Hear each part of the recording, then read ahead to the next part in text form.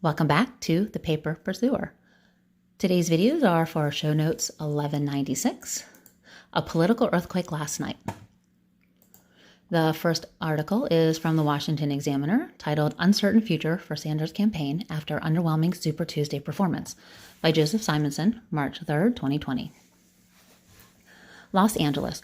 Bernie Sanders is no longer the juggernaut the Democratic establishment once feared.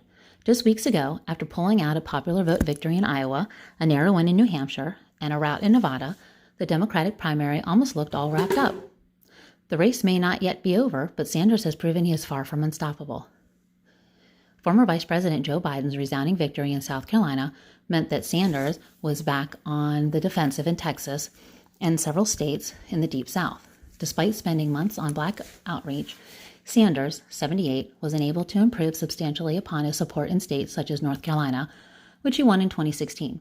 In many of those states, Sanders performed worse than he did in 2016, when he was on the losing end of a challenge to Hillary Clinton. His numerous campaign events in Virginia didn't stop Biden there either, nor did his last-ditch effort to bring a win in Minnesota, a state he won by double digits during his last White House bid. The case was the same in Oklahoma, meaning Sanders is on track to win fewer states in 2020 than he did 4 years ago. During a speech in Los Angeles on Tuesday night, Biden declared the race might be over for Sanders. Just a few days ago, the press and pundits said this campaign was dead, he said. We were told when it came to Super Tuesday, it'd be over. I'm here to report we are very much alive. Well, it might be over for the other guy, the former vice president said Tuesday night. Although all indications show that he pulled out a win in California, no one should expect final results for weeks at the earliest because of the sheer volume of early votes that need to be tallied. Sanders' exact delegate lead may not be finalized until after the next wave of primary states on March 10th. And Sanders seems prepared to take his fight all the way to the Democratic National Convention in Milwaukee from July 13 to 16. His campaign has announced a large expansion of its get-out-the-vote apparatus in the 10 other delegate-rich states that vote later this month. When he addressed supporters in Burlington, Vermont, in the evening, Sanders kept his fire on Biden. You cannot beat Trump with the same old kind of politics, he said, adding that I tell you with absolute confidence we are going to win the Democratic nomination.